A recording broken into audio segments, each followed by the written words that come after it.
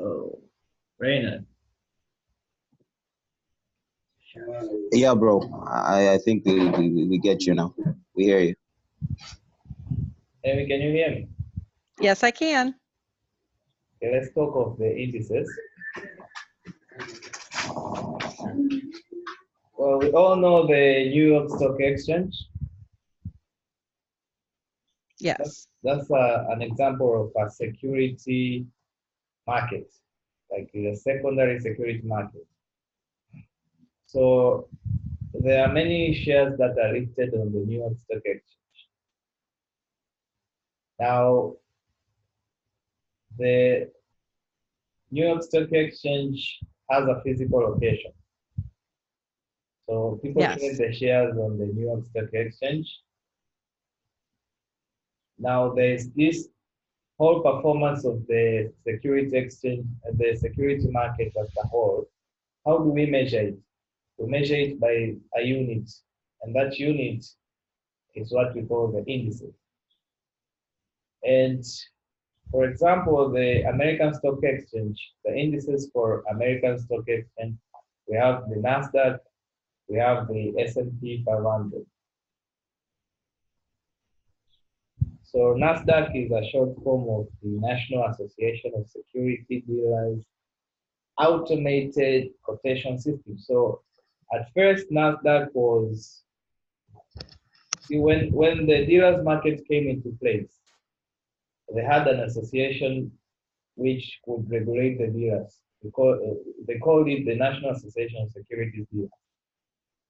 So they came to merge with the American Stock Exchange and all that. And then they came up with NASDAQ, the quotation system. So they call the index code NASDAQ. You can find it on our broker's code, the NAS 100. That's the short history of the NASDAQ. So an index is an indicator or measure of something, and in finance, it typically refers to a statistical measure of change in a security market.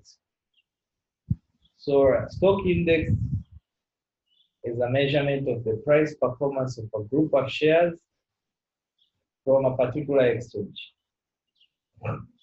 So I hope from there we understand what an index means and the indices mean.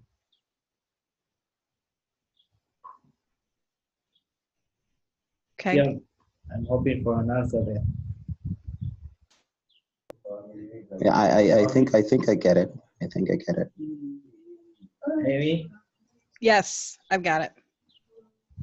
So we have the FTSE 100, for example, represent the 100 largest stocks trading on the London Stock Exchange. So when picking an index to trade, when picking an indices to trade, you should know the background of the index, like what does this index represent? And how does it calculate it? Like how are stock indices calculated? So some stock indices are calculated using the capitalization weighted, and capitalization weighted is one of the methods, and the other method is price weighted. So on the capitalization weighted,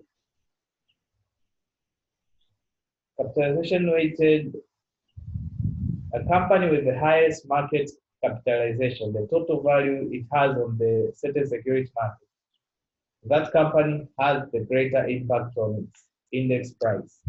So that company will affect the performance of the index.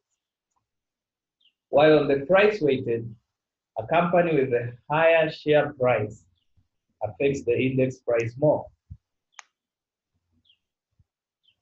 I think we get the difference there.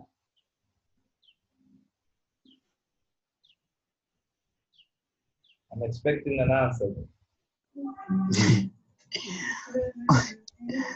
Oh, well, it does sound complicated, but well. This is simple math. Oh, I'm not sure it's following, but anyway. So we have companies. Like let's take an example New York Stock Exchange, maybe it has Alibaba, it has Microsoft, and we have what other price, what other share? Emmy, can you give me an example? See what? Like a large company, Yes, Amazon, Pepsi. Amazon, Pepsi. So let's take an example of the four companies: the Amazon, Pepsi, Alibaba. So Alibaba has maybe 100 shares, and each share maybe costs $10. So it has a total market cap of 1,000 share, $1,000 on the security exchange. Okay. Okay. Let's go to Amazon. Amazon maybe has, this is 100 shares. Amazon maybe has 70 shares. Can you hear me? Okay. Yes. Amazon has 70 shares and each share maybe cost around $20. Okay. Okay. So here we have like 1400. This is the total market cap.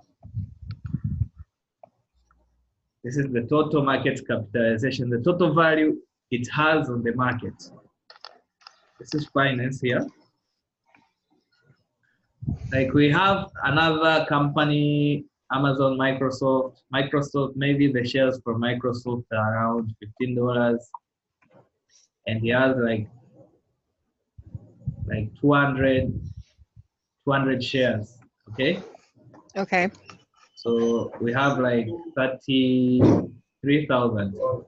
This is the total market cap for Microsoft. So this is Microsoft. This is Amazon. And this is Alibaba.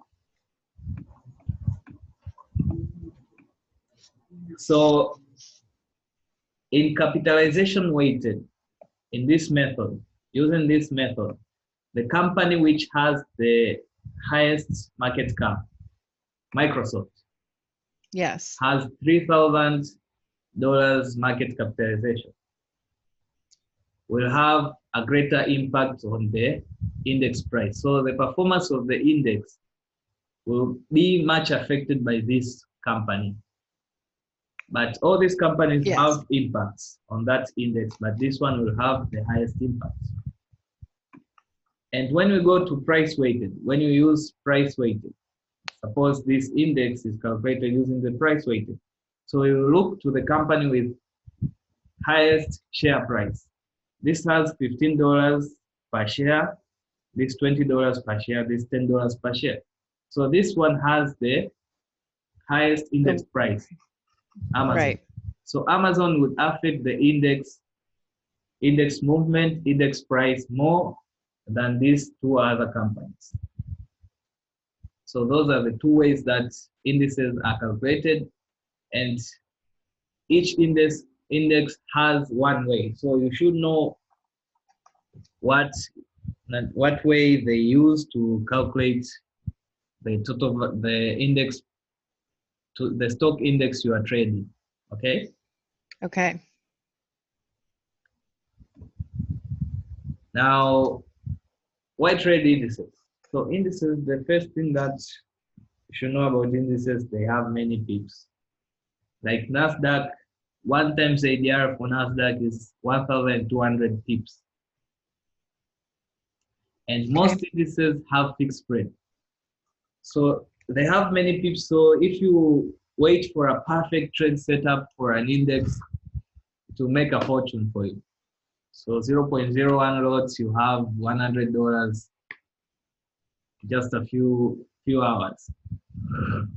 0.1 would have 1,000 bucks there. And most indices have fixed spread, so you wouldn't see the manipulation of the spread. And another thing is that indices are often used as benchmarks against which to measure the performance of mutual funds, ETFs. Well, I use the dollar index as a benchmark on the performance of the USD pairs. I usually use the dollar index.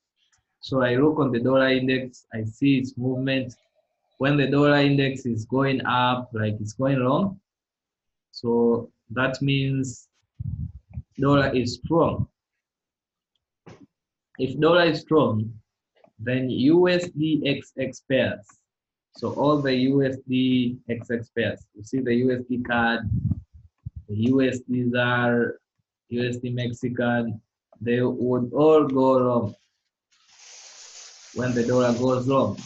So XX USD pairs, the GBP USD, the Euro USD, they would go short. So for strong dollar, this would affect the USD pairs like this, that USD XX will go long, the XX USD would go short. So I use the dollar index as a benchmark. So sometimes the indices can be used as a benchmark to measure the performance of the underlying assets. Okay, how now do we trade the indices? Well, because the indices are purely notional, the only way to trade an index is via a product that mirrors its performance. Like you can look at the product that mirrors its performance, and when they are performing good, then the index will rise. When they're performing worse, then the performance will fall. I mean, the index will fall. So we have like the index fund, the ETFs, the futures, the CFDs, they're all traded on this security exchange. And important thing in trading index is to manage your risk. It's important to manage your risk when trading indices. As I told you, the indices are having many pips. So if the ADR is 1,200 pips per day, that means your stop loss will be around 200 or 150 pips. Okay. So this is a two-way sword. And also indices are highly affected by the product that mirrors its performance. So indices are technically derivatives of a physical asset, derivative of a certain physical asset. Like their performance is derived from the performance of a physical asset. When I say a derivative, I mean that.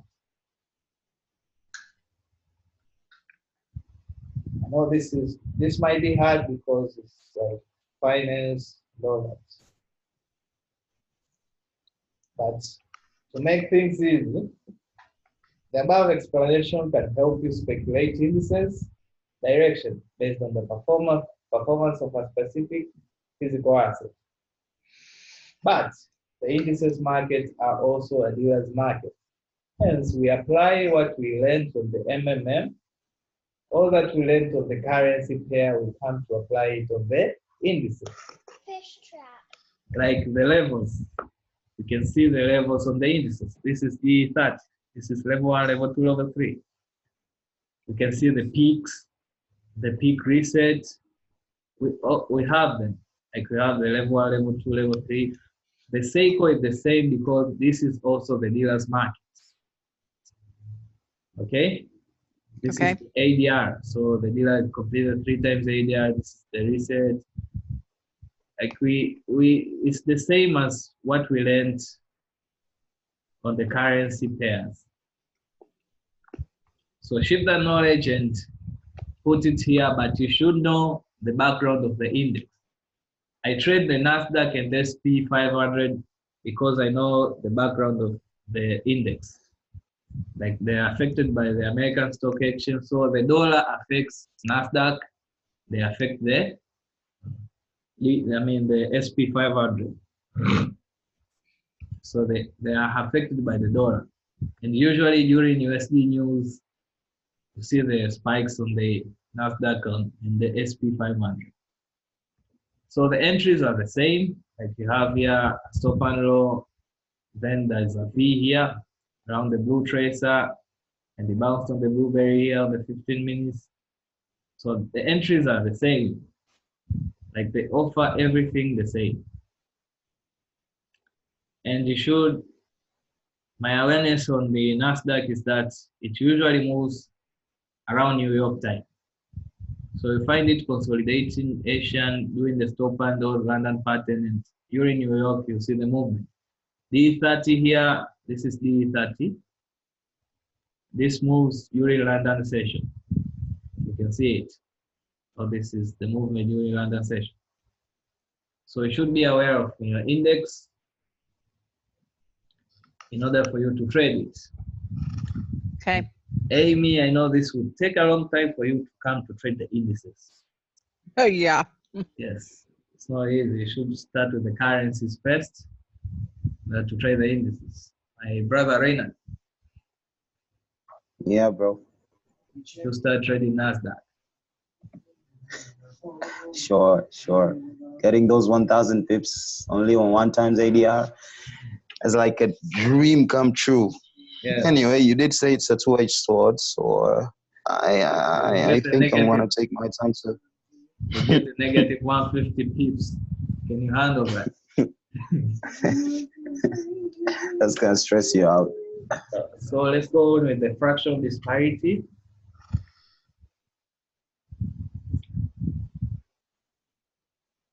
What's left here? The fractional disparity.